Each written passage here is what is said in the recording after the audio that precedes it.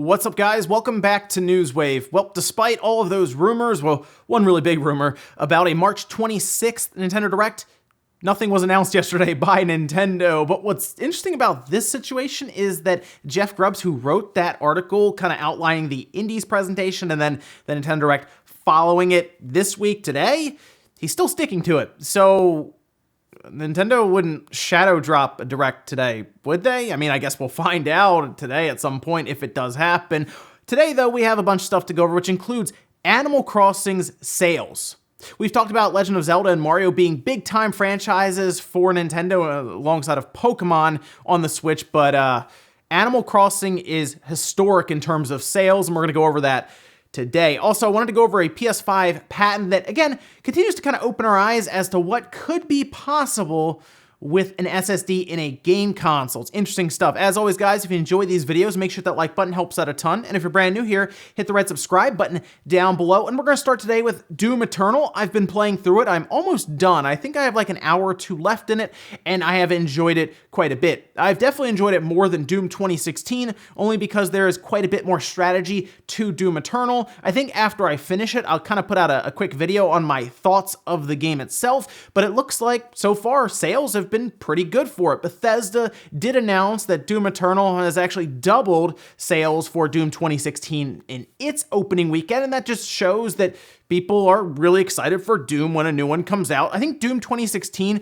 kind of brought it back around, right, to like its core mechanics and just the idea of an arcade running shooter, but Doom Eternal has kind of, I guess, worked a bit more on it as well, adding different elements and just kind of evolved even Doom 2016. And it's good to see that it is selling well, because I want to see another Doom game and see what else they can work on top of what Doom Eternal has brought to the table. I think it's worth picking up, but I do know that I've talked to some people who are going to be putting it off a little bit, but I think it is worth grabbing, especially if you enjoyed Doom 2016 and want a little more with maybe some extra unlockables, which it's full of them, and definitely more strategy around the gunplay. Also, yesterday we had talked about SEGA teasing some sort of announcement with their 60th anniversary website. Well, the website did go live, and it's kind of neat. It shows just an overall history of SEGA through the years. Pretty cool. But there was another announcement that was pretty funny, because we had talked about Sanshiro yesterday and how he was a really fun mascot for SEGA, did some crazy things in the commercials. Turns out he has a son, and it looks like that is SEGA's new mascot, or they brought him in for a really funny, kind of fun like trailer or video that they did. Check this out. Now, the new person that they have brought in is very, very interesting, because while in the canon for Sanshiro, this is his son, Sega Shiro, the actor who plays Sega Shiro is the actual actor who plays Sanshiro's son.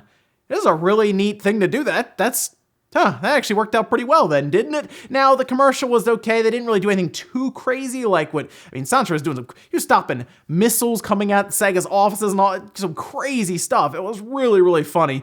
But I'm curious if they do some like wild, ridiculous stuff here as well, or if this was kind of just like a fun thing they wanted to do here and then kind of forget about it. I don't know. We'll see how well it does going along if they do decide to do some wackier situations with it. It is just interesting that they were able to get the actual son for the actor who played Sanshiro to now play a new character for SEGA. Also, a heads up for today, it does look like Jedi Academy is going to launch today. We talked about this before, how it popped up for the PlayStation 4 where they were kind of talking about upcoming games. Jedi Academy was one of them for the 26th today, and it looks like an eShop listing had popped up in the Canada eShop. People noticed it right away. It says the 26th, so it should be popping up soon, I guess. And they also went over things like the online multiplayer and modernized controls. I guess at some point this afternoon we'll be able to buy it. That's pretty neat. And it looked like it was about $20, I think, is what the conversion was. But I've been waiting for Jedi Academy to come out because, remember, Jedi Outcast was just single player. No online multiplayer, and people were a bit disappointed by that, including myself. So to hear that Jedi Academy is just going to like stealth drop pretty much today, is exciting stuff. I'll be grabbing it. We'll do a video here on it. I'll be trying out the online multiplayer, but I'm excited because this is a game franchise that I really, really like, and I'm glad to see it kind of coming up to, I guess, 2020 at this point, where people can try it out with modernized controls and the online multiplayer getting revived. And guys, with some of the quick news out of the way, let's get into the bigger stuff. Let's start right away with Animal Crossing New Horizons. The sales for this game was going to be something to watch, okay? Obviously, the situation currently going on around the world, people are inside, a lot of people are playing more games. There's definitely been a strain on web traffic and even on YouTube and Netflix, and even we've seen the eShop go down. Nintendo's full service network service went down. Xbox Live was struggling at one point. Sony's even worked to kind of limit download speeds in like Europe, for example. So yes, everyone's inside right now, pretty much playing games or just consuming content on Netflix and other streaming services. So to hear that Animal Crossing would have done well isn't too surprising, but to consider that it would do well at retail chains in a couple of days, because remember, it launched on Friday, and these numbers you're about to see are ridiculous. Okay, just right. I'm just gonna put it out there. These are insane numbers. Let me tell you right now, Pokemon Sword and Shield was right about 1.3 million in sales. Right? We remember we went over that in its first week. Let's go to the chart here so you can see Animal Crossing right at the top.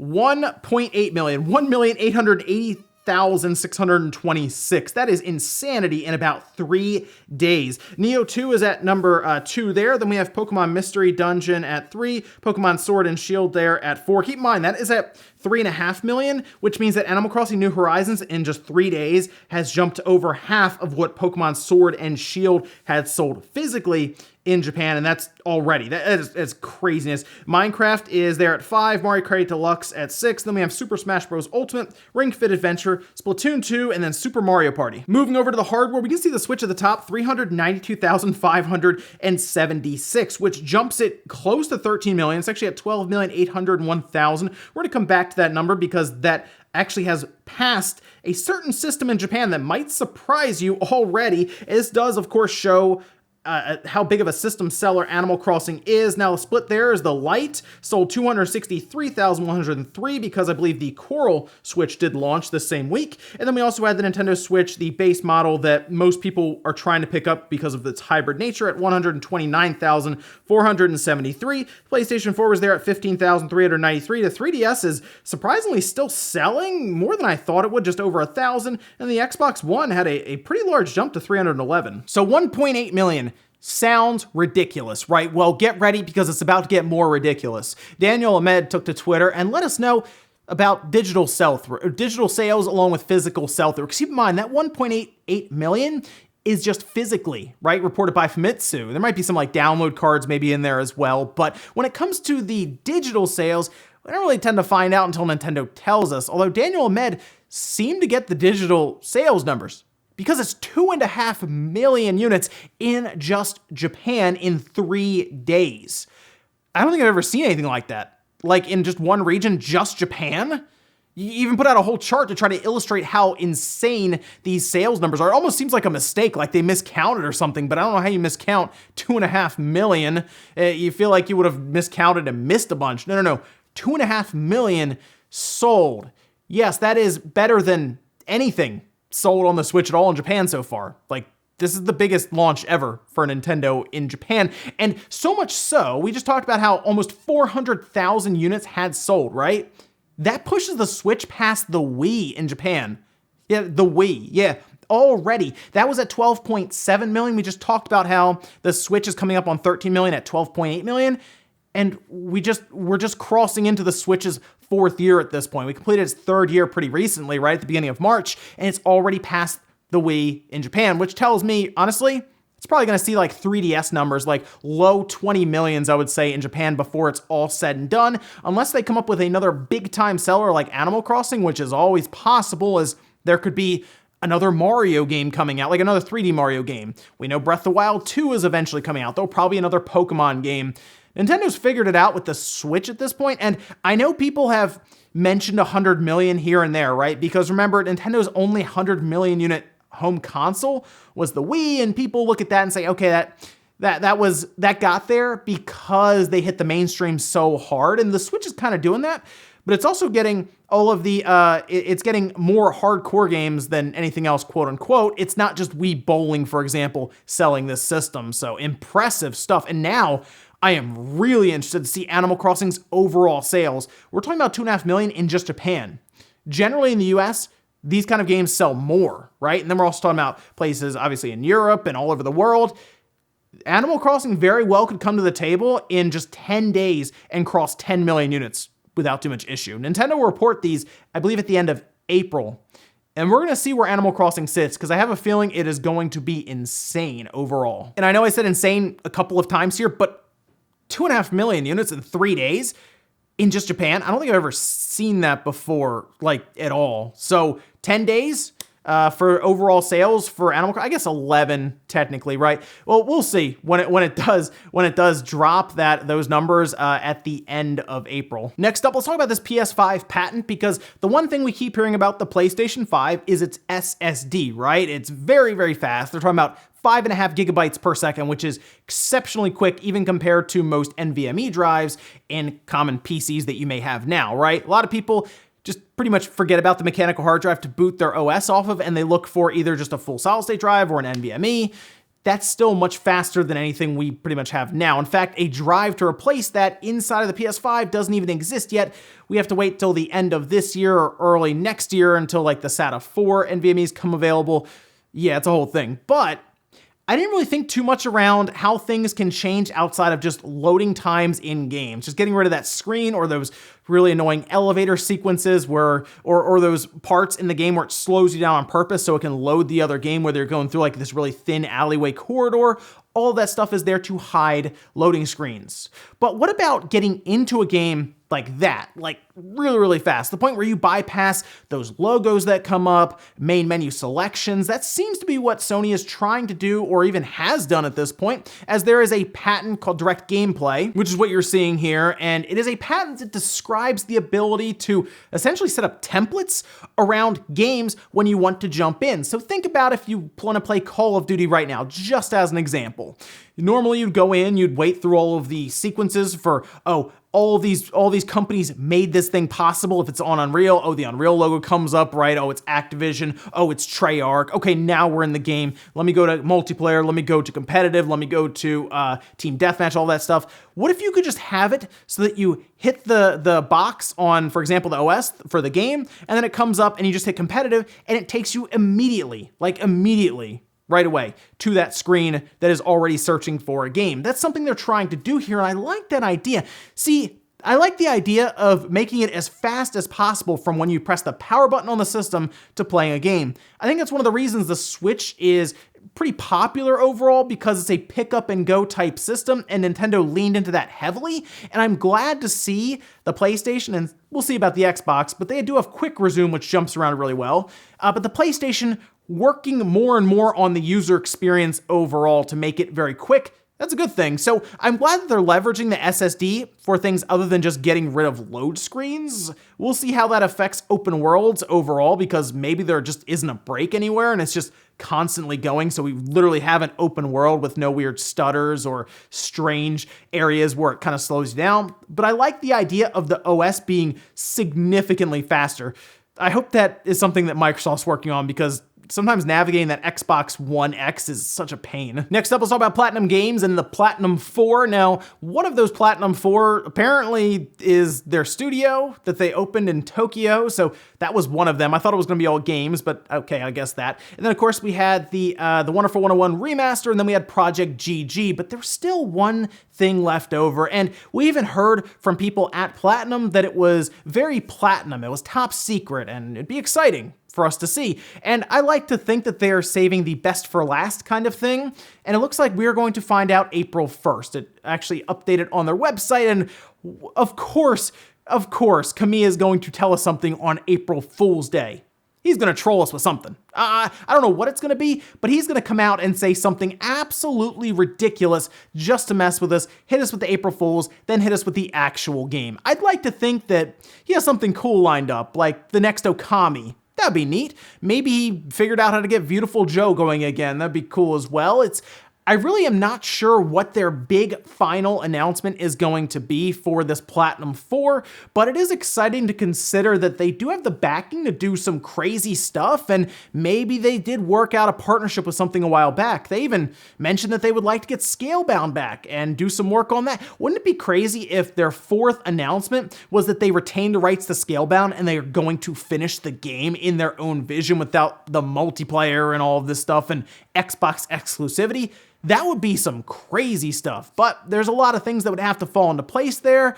But we'll see with Platinum. At least we don't have to wait too much longer. Just realize April 1st, the announcement could be kind of a smoke screen for a real announcement later on or something. I fully expect Kamiya to mess with us at least a little bit. And in our last bit of news, talk a little bit about the retro modding scene, because there was a video that I came across that was amazing. It was so cool looking. You can actually take a look at that here. This is from G-Man Mods, and it is indeed a Nintendo 64 SP portable, which is awesome. It looks like they used kind of the 3DS nub stick in there, which I mean, if you're trying to fold it closed, it makes sense. You're not going to use an entire Nintendo 64 stick. It just wouldn't be practical. But I love the idea of folding closed the Nintendo 64, and the reason they were able to do this is because it appears that there was some advancement made in trimming the board for the Nintendo 64, allowing them to kind of fit it into this kind of the small cube. It's still not very thin, I will admit. It's still kind of thick, but consider that is an entire Nintendo 64 board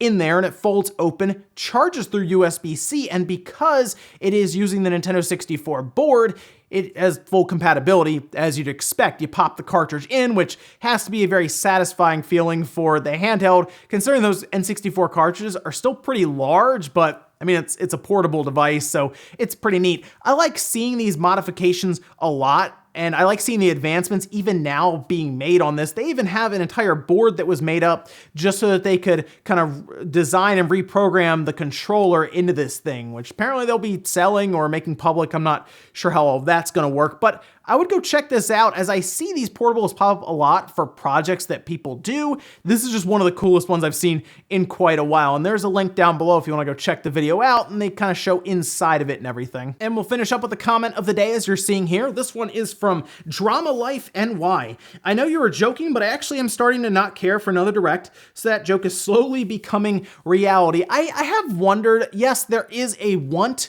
for a Nintendo Direct, but I have wondered if we get too far out, like a lot of people expect a Direct, right? Every 3 or 4 months, right? Like 3 to 4 Directs every year. But if it went to like one Direct a year, would people just be less excited for Nintendo stuff throughout the year because there's only one big spot to really expect one, like kind of like an E3? I feel like it is better to have multiple Directs a year, even if it's just game-specific ones, because eventually people will just kind of start to forget about Directs. It's an interesting balance act, because you don't want to have too many to water it down, but you don't want to have too few to where people just kind of forget about it and even get bored of them until one just pops up randomly. I think it's good for Nintendo to have this way to kind of show off games to their install base, but it is definitely something that's very difficult to manage, I would say. That said, it is hard for me, and I think everyone, to believe that another Direct wouldn't come until that time of E3 in June, because that would be we're already 6 months away from the last Direct. Would they really go like 8 to 9 months that one? That's hard to believe, but I mean, we'll see. And ladies and gentlemen, that's going to do it here for Newswave. Enjoyed this video, guys. Hit that like button, really helps out. If not, hit the dislike. Leave comments down below about everything we talked about today, whether it is Animal Crossing and its ridiculous 2.5 million sales in just Japan in 3 days on the market. That's crazy to me, but let me know what you think about that one down below. Also, passing the Wii in Japan. Who would have thought that would have already happened?